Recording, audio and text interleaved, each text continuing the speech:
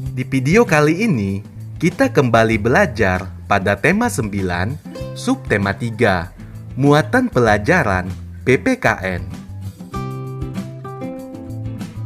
Mengidentifikasi hak dan kewajiban masyarakat terhadap sumber daya air. Banyak kegiatan yang menggunakan air, misalnya mencuci, mandi, mengepel, dan minum. Hal tersebut merupakan hak masyarakat dalam memanfaatkan air. Selain hak, masyarakat juga memiliki kewajiban untuk tetap melestarikan ketersediaan air bersih. Berikut beberapa kewajiban masyarakat terhadap air. Yang pertama, mematikan keran air saat tidak digunakan. 2. Menanam pohon di pekarangan rumah. 3. Tidak membuang sampah ke selokan. 4. Mandi atau mencuci pakaian dengan air yang cukup. Dan yang kelima, tidak menebang pohon yang dapat mengganggu kelestarian air. Pelaksanaan hak dan kewajiban terhadap air harus dilakukan secara seimbang agar sumber daya air tetap terjaga kelestariannya. Mengidentifikasi sikap persatuan dan kesatuan dalam melestarikan sumber daya alam. Melestarikan sumber daya alam merupakan kewajiban seluruh anggota masyarakat.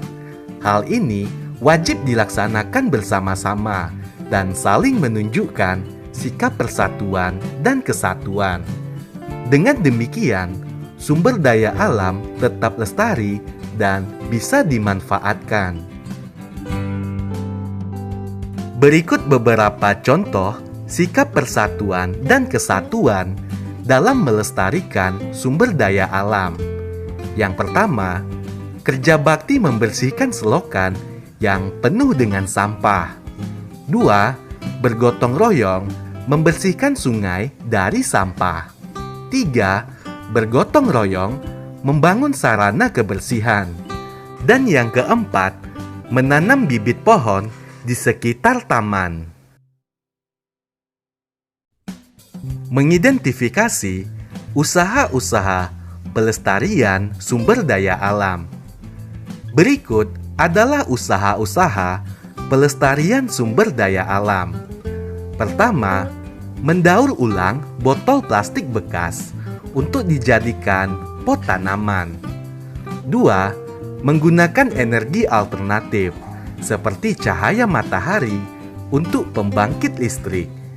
3. Menangkap ikan dengan jaring tradisional. Dan yang keempat, menanam kembali atau reboisasi lahan-lahan yang telah gundul. Berikut beberapa kerusakan hutan akibat tidak melaksanakan kewajiban. Yang pertama, hutan berubah menjadi lahan terbuka yang kering dan tandus. 2. Tanah menjadi gundul dan tandus. 3. Daerah di sekitar hutan mengalami kekeringan di musim kemarau dan banjir di musim penghujan. 4. Udara menjadi panas karena kurangnya ketersediaan oksigen.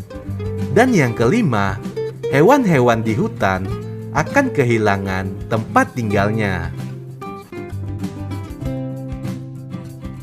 Menjelaskan akibat tidak melaksanakan kewajiban.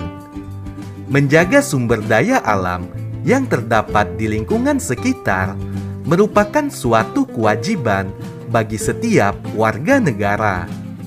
Apabila kewajiban tersebut telah dipenuhi, maka kita pun dapat menerima hak untuk menikmati sumber daya alam tersebut. Namun, apabila kita tidak melaksanakan kewajiban melestarikan sumber daya alam, maka hak pun tidak akan bisa kita dapatkan. Misalnya, apabila kita membuang sampah ke sungai, maka sungai tersebut akan semakin menyempit karena sampah dan menyebabkan banjir. Contoh pelaksanaan hak dan kewajiban yang seimbang. Yang pertama, jika ingin sehat, kita harus menjaga kebersihan lingkungan tempat tinggal.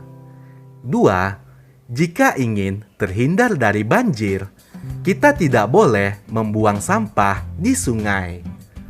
3. Jika kita menginginkan udara bersih, kita harus menanam pohon dan menjaga kelestarian pohon.